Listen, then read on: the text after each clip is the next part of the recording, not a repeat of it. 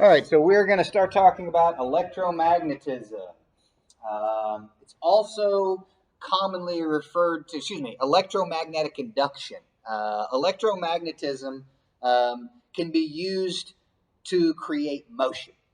And the electromagnetic induction led to what we know as the induction motor.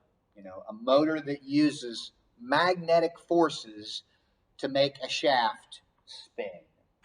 Electromagnetic or magnetic induction is the production of an electromotive force across an electrical conductor in a changing magnetic field.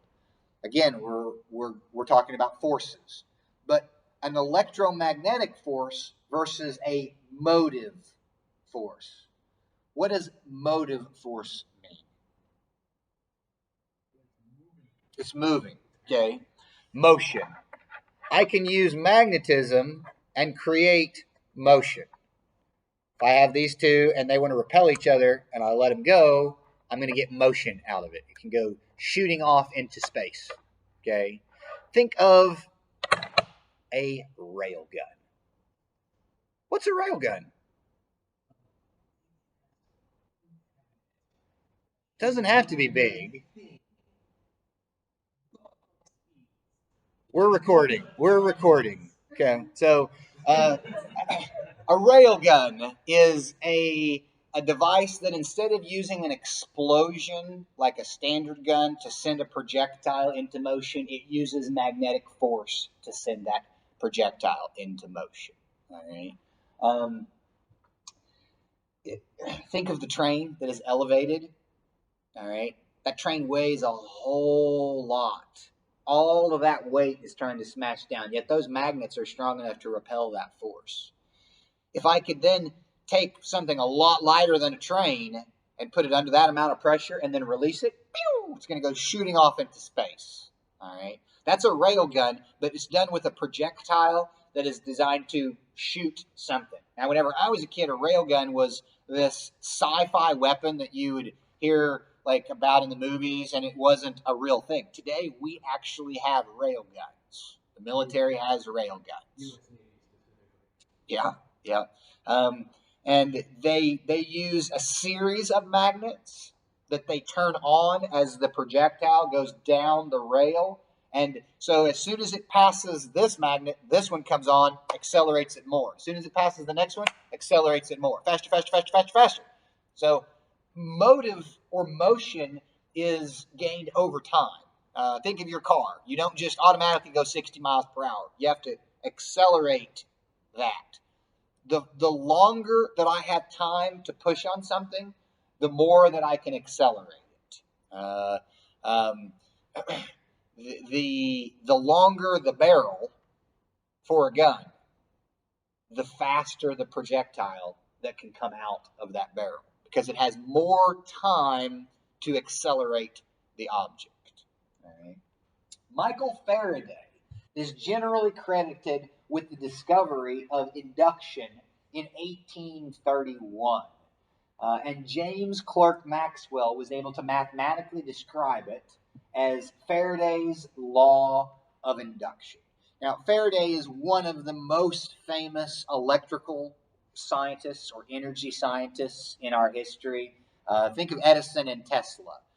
Faraday is right up there with them. He made fewer products, though, whereas Edison and Tesla, they made products that they hoped would make them wealthy, and with Edison, it did make him wealthy, and Tesla just kind of went crazy. Faraday was much more on the scientist side of it rather than the product or invention or innovation side of it. This discovery led to the electric motor. So let's watch a YouTube video.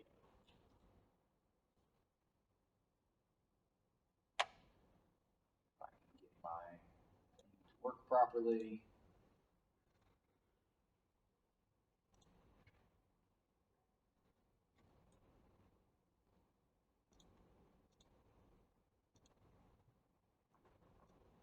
Induction motor is a type of AC motor where power is supplied to the rotor by means of electromagnetic induction. These motors are widely used in house fans.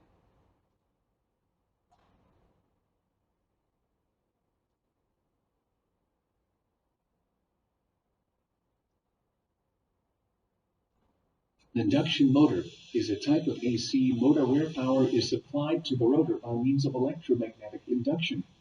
These motors are widely used in house fans, blowers, and many domestic and industrial appliances. They are robust, cheap, and have no brushes. An AC induction motor has two basic electrical parts, a rotor and a stator. The stator is the stationary electrical component.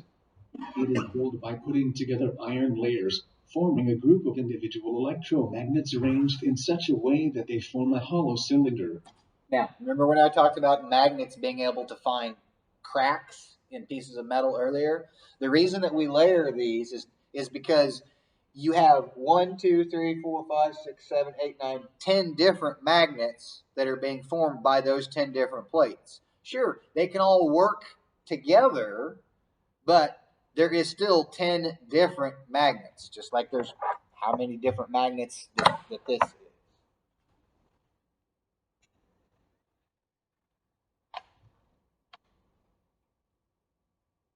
With one pole of each magnet facing toward the center of the group. Magnetic poles are built by winding clockwise and anti-clockwise insulated copper wire. The coils are wound in such a way that when current flows in them, one coil is a north pole and its pair is a south pole. When AC power is connected to the coils, a directional flux is created depending on current's direction and winding direction of each coil. See in this animation how the magnet's polarity changes every half cycle of the AC power supply, creating an alternate magnetic field. The rotor is the rotating electrical component. It also consists of a group of electromagnets arranged around a cylinder with the poles facing toward the stator poles. The rotor, obviously, is located inside the stator. As the magnetic field of the stator alternates due to the effect of the AC power supply, the induced magnetic field of the rotor will be attracted and will follow the rotation.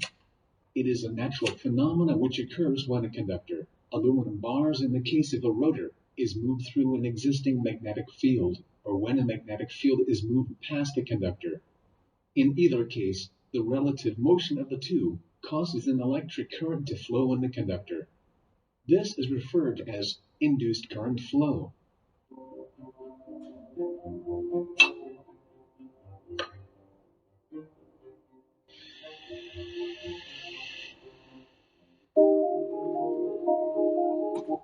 All right.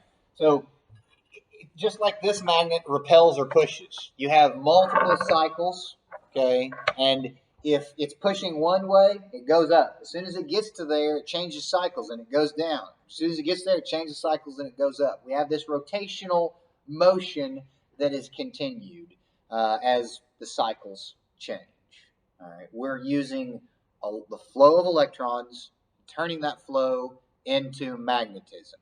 Then we're using magnetism on the north to push the south or pull the south. And that rotational energy is motive force. So you think not only is magnetism strong enough to elevate this train, but it is actually magnetism that makes our standard trains go down the road because it is electric motors that drive those trains. Yeah, you have a diesel engine that runs a generator. That generator produces electricity that fuels some batteries or feeds some batteries, and then those batteries are powering an electric motor that uses magnetism to move that train. The motive force of magnetism is unbelievably strong, right? Enough to move 300,000-pound trains at 60, 70, 80 miles per hour.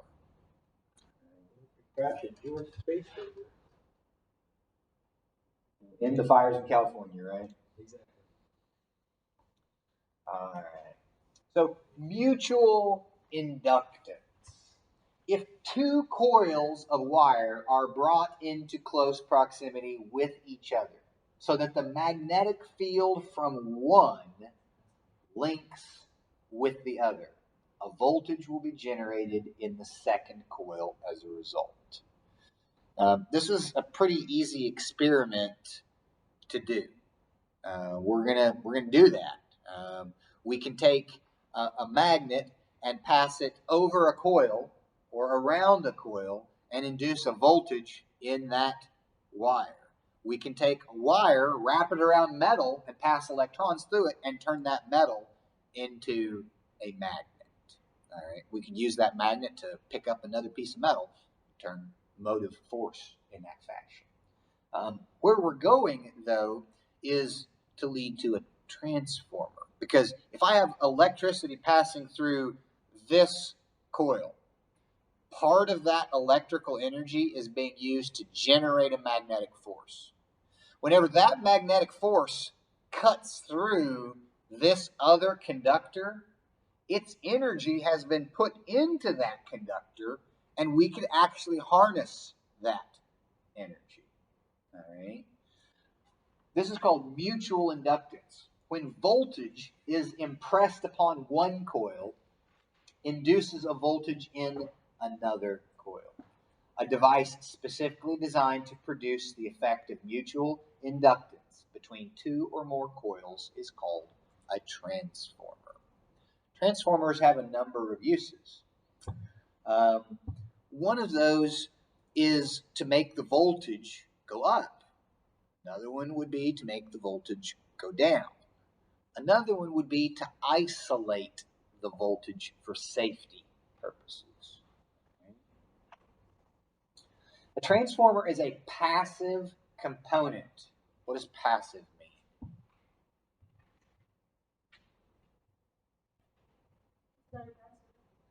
It will not beat you up. Yes. The one that, okay, like the one, the step up transformer and step down. Yes. How about the one that isolates? What would you call that? An isolation transformer. Easier than you were expecting it to be, huh? Yes. Yes. Yeah. And right here you see that. Yep. Step up, step down, and isolation are the main types. Yep. So you were merely 3 sentences in front of me. But that's all right. Passive. Let's go back to that. What does passive mean? No moving parts. Thank you, Donnie. There is no moving components in a transformer. It is not an active device. Another term that I could have used would be that it is a static state device. Okay, it's very long lasting because there's no moving components. Normally, transformers, there's only a couple of ways that they go bad. They go bad with a short circuit, an open circuit, or a complete failure. Short circuit means that a connection between the two coils occurred. Like this coil was supposed to be separate from this coil, but somehow the insulation between the two wore off, and now you have electrons physically passing between the two circuits.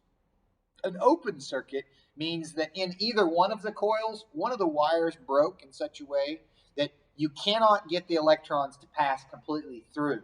And it wouldn't matter which coil it was. If either coil had an open circuit, the transformer would go bad. A meltdown is a pretty common occurrence for transformers. The only byproduct of the transformer is heat. So as they get hot, most of the time they're oil filled, or they're designed to be made to where they could run with all the time and never get so hot that they would get damaged. All right, but ideally you want the heat dissipation from them to be in such a way that they can never get hot enough to melt any of the components. Some of the components are made of copper, and copper really does not have that high of a melting temperature. Talking maybe 1300 degrees Celsius. And granted, 1300 degrees is pretty darn hot. And that's the reason that, like, the transformers that we have on our power poles look like a white cylinder. They're filled with oil. That oil absorbs the additional heat that's coming off, and it oftentimes has cooling fins on it. And that oil transfers that heat from the internal transformer to the cooling fins and dissipates that heat. In the event that they get hot enough, that oil catches on fire. seen it happen a number of times. A lot of times lightning is involved with that situation. Well, once the oil catches on fire, it's going to burn at a hot enough temperature that it's going to probably melt some of those copper components, and you've got a complete system failure. All right. Be very cautious about touching transformers that are in use. Not because they're probably going to electrocute you, but because they could burn you. Transformers oftentimes operate at a temperature that is hot enough that even if you've de-energized the equipment, in other words, hey, I got to work on this piece of equipment. I'll remind you, heat is an energy form. So when we tell you about lockout, tagout, and de-energize the equipment, the heat in that equipment is one of the energies that you need to make sure gets dissipated, especially if there is an oil-filled transformer. Guys, it may take 12 hours for that transformer to cool off enough that you can touch it without having insulating gloves. Also realize these transformers can be liquid-filled. So if there is a fire, you can't use a water fire extinguisher, to put it out. You're going to spread that oil and you're going to spread that fire around. So for an electrical transformer, you have to use a foam or an electrical fire extinguisher to put it out. All right. My recommendation, guys, is if you ever see a transformer that is on fire, especially if it's outside, just stay back. Let it put itself out. Come back in a couple days. I've seen a transformer burn and burn and burn in the middle of the rain, like it's pouring down rain, and this transformer is it's just on fire and burned for hours. All right. A varying current in any one coil of the transformer produces a varying magnetic flux in the transformer's core, which induces a varying electromotive force across any other coils that are wound on the same core. We'll talk about what that means, but basically you have one coil that is wrapped around a piece of metal. Oftentimes it's wrapped around multiple pieces of metal that are sandwiched together, just like you saw in that show earlier. Then you have a whole separate coil wrapped around another part of that metal. All right. So if I have one wire coil and I put a voltage into it, it is going to turn, let me back that up. I put a current into it. It is not a voltage, guys. It is a current. I have to have the flow of electrons. Voltage alone does not create magnetic fields. The flowing of the electrons is what creates the magnetic field. So obviously I have to have a voltage to induce current flow. So I put a voltage onto this side, which creates a certain amount of current flow. That current flow creates a magnetic field around those conductors. That magnetic field is amplified by this iron core. How? Just like if I put another piece of metal on the end of this, it would amplify the magnetic field. Well, that magnetic field is now slicing through these conductors. And if I have a magnetic field that cuts through a conductor, I induce a voltage. So if I now have a voltage in this coil, and there is any pathway for the electrons to flow, I'm going to have flowing electrons. All right. Again, the process went from electric pressure, voltage, to electric flow, electricity, creating magnetism. Magnetism being amplified by the core. Magnetism cutting the conductor that is a separate conductor and inducing a voltage in that conductor. And if there's a path for electrons to flow, that voltage leads to current flow. All right. That's a transformer. Electrical energy can be transferred between separate coils without a metallic connection between the two circuits. Now, this confuses people. This coil and this coil are insulated, just like this wire right here is insulated. There is no electrons flowing through this coil that are also flowing through that coil. They do not share electrons. It's a very important thing to grasp and understand when we talk about an isolation transformer. All right. This circuit right here may have tremendous amount of power in it. It's hooked up to the electrical grid. But after I've gone through this iron transformer, I could have changed the output tremendously, which would have made it a whole lot safer for me to work with. That's the purpose of an isolation transformer. The other thing is, let's follow the path of electrons. If I have a positive voltage right here, no, this is red. I have a positive voltage right here, and then a negative voltage here. Remember, this is AC, so it's going to change cycles, okay? The electrons are going to start, they're going to flow through here, and they're going to come back. If I'm touching the ground, and I touch this, the electrons could come through me and go to the ground. However, if I touch over here, there is no desire of the electrons to return to the ground. Where do the electrons want to return? Back to here. And so there's virtually no chance that I could get electrocuted through a short circuit through an isolation transformer. I have isolated the electrical path, and the ground is no longer part of that. All right. The main thing to understand there, though, is the same electrons do not pass through each current or each coil. Each coil has its own set of electrons that are moving, but they are not the same. And that metal or that iron core, no electrons pass through that. None whatsoever. Only magnetism passes through that iron core. That's why if there was a transformer that was operating, theoretically, other than static electricity, there should be virtually no chance that you would touch that iron core and be able to be electrocuted. It's safe. There are three main types: step up, step down, and isolation. You can apply those terms to the voltage. A step up transformer increases voltage. A step down transformer decreases voltage. And an isolation transformer isolates voltage. All right. So, transformer ratios. Man, I wish that we could make a device that I could just put voltage in and higher voltage would come out. And that was the only downside. The problem is you can't get something from nothing.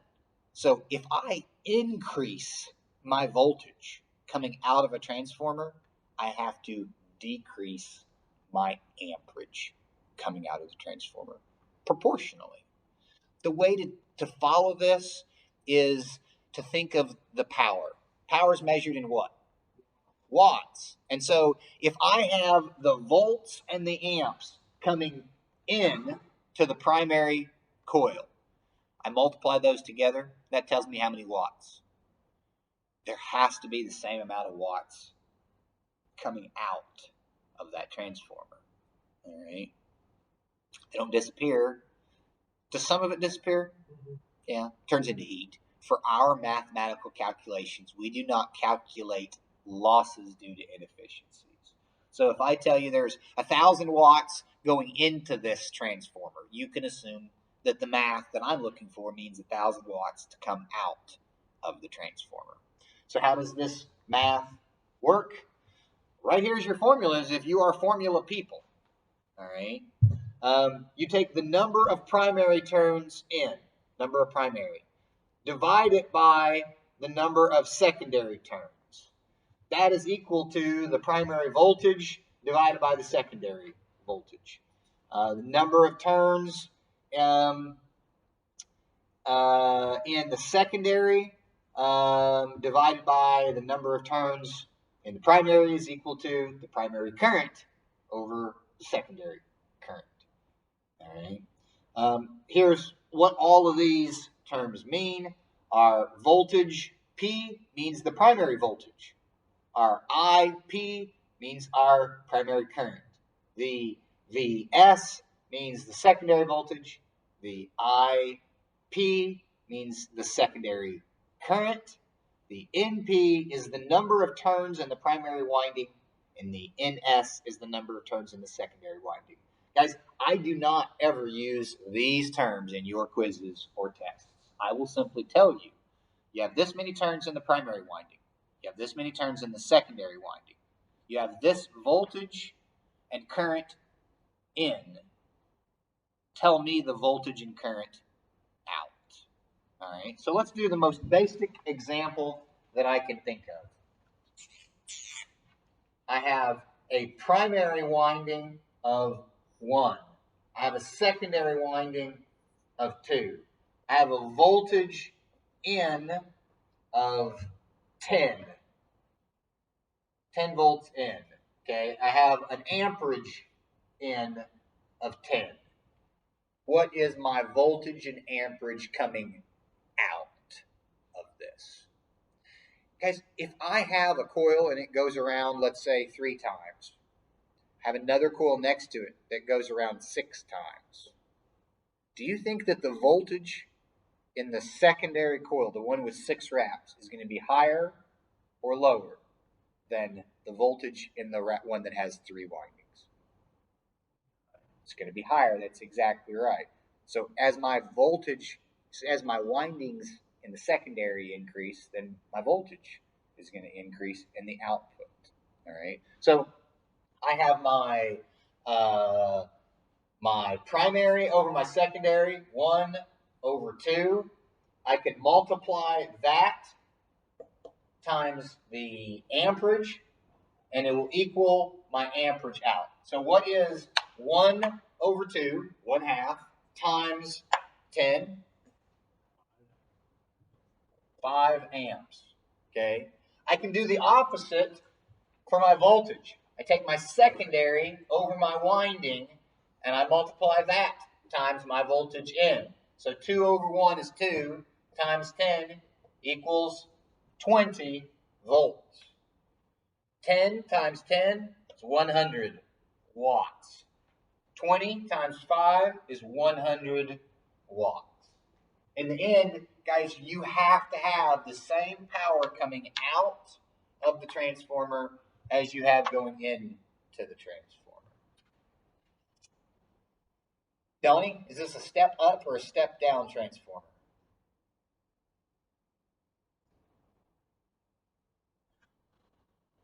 Would be step up because we're wanting the end result is higher voltage. That's just it. So a lot of people in their brain are like, well, the amperage went up, so it's a step up transformer. Or sorry, the amperage went down, so it's a step down transformer. No, amperage is not how we justify this device. It's all about voltage. If the voltage goes up, it's a step up transformer. If the voltage goes down, it's a step down transformer. If I told you that the coils for the primary coil was the same number of coils as the coil for the secondary coil, what kind of transformer is it? It is an isolation transformer. Don't let me get you with something that simple. There's only one reason that we don't step the voltage up or step the voltage down, and that is to isolate this circuit, primarily for safety purposes. All right. So because our voltage went up, this is a step up transformer. All right. I'm going to erase this. And let's give one that's a little bit more realistic. Normally it's not 1 and 2. There's a lot of times these coils are thousands of wraps or windings. So I've got my primary winding is 2,000. My secondary winding is 10,000. My volts in is 12. My amps in is 100. I want to know the voltage and the amperage that come out of this transformer.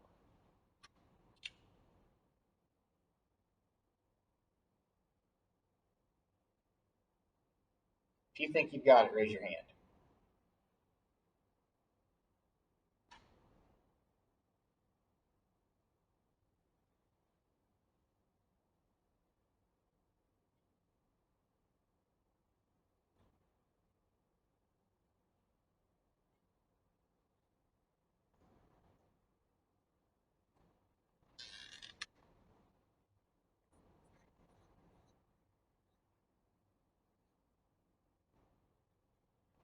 changed that number on you guys.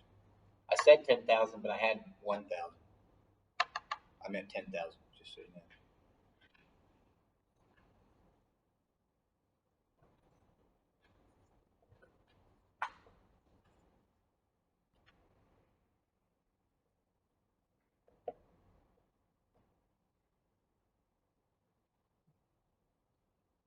If you got it down this process, you should have it by now.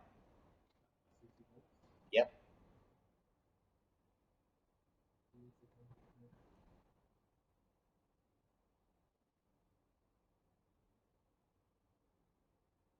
Because sometimes I've done this so many times in my life that I think I'm simply explaining it as simple as possible.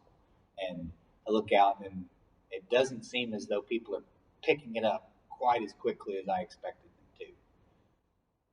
Because this math should be pretty simple. Divide your secondary,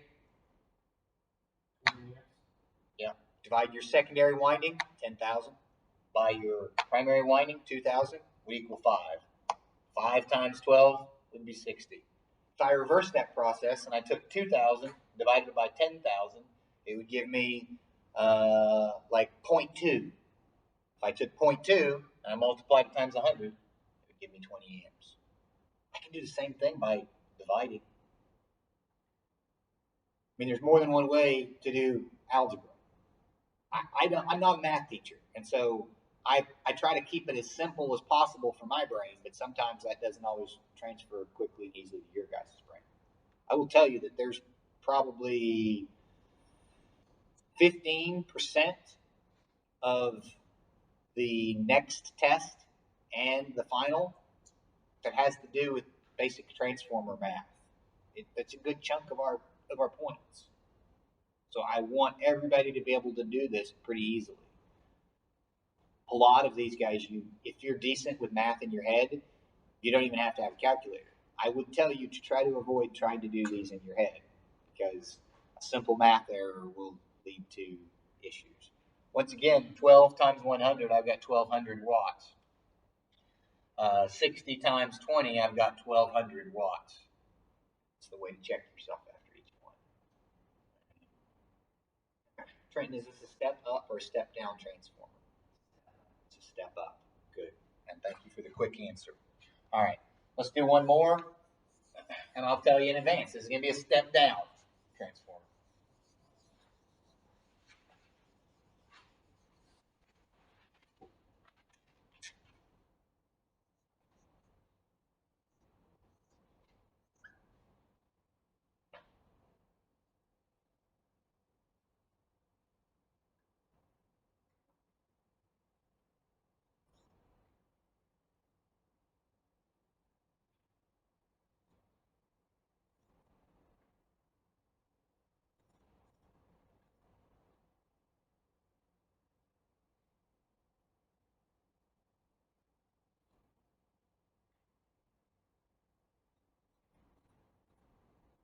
All right, our primary winding is 15,000 wraps. Our secondary winding is 1,500 wraps. We have 24,000 volts that are coming in and 2 amps that are coming in.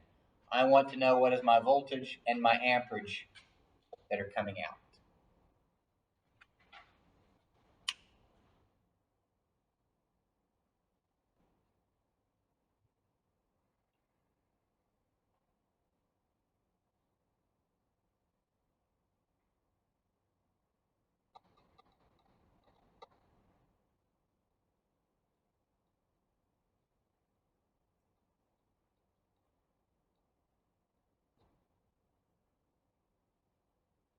Two 2,400 volts. Very good.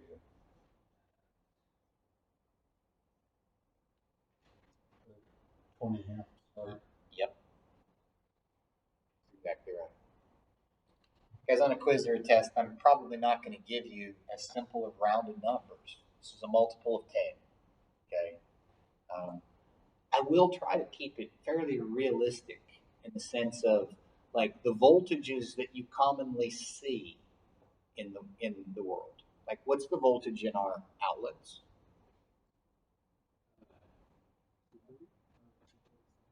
120. Yeah. 120. We have some outlets that are 240. What are other voltages that are frequently found for grid-tied electricity? 480s, yep. Not real common for grid-tied electricity, no. 208. So 120, 240, 208 volt three phase, 480 volt three phase. Those are the four common electrical voltages that you find for our grid. There's some other voltages that you'll find for the grid that's not in the building. So the electrical lines that are outside operate anywhere from 12,000 to 69,000 volts. And between a substation and a power production facility, they operate between 70,000 volts and 750,000 volts. Okay? So a lot of times the math that I'm going to give you is to say, here's this transformer, here's this voltage, what's going to come out of it, and your job is to then do that math. If you get some wild and crazy number, I might double check, because a lot of times I'm going to end up trying to make this fairly realistic. Do you have any questions over basic transformer math? I would like to think that we all have this down and we're going to do great on it, but I don't want to go too quickly, because a lot of times if I've got 10 plus students in this class, there's always somebody that's like, I'm not getting this. And I'm happy to spend some more time on it if we need. And if we don't do good on the quiz, then I guess we'll spend more time on it later on. All right. Well, I think that is it for our transformer math and for our transformer lecture.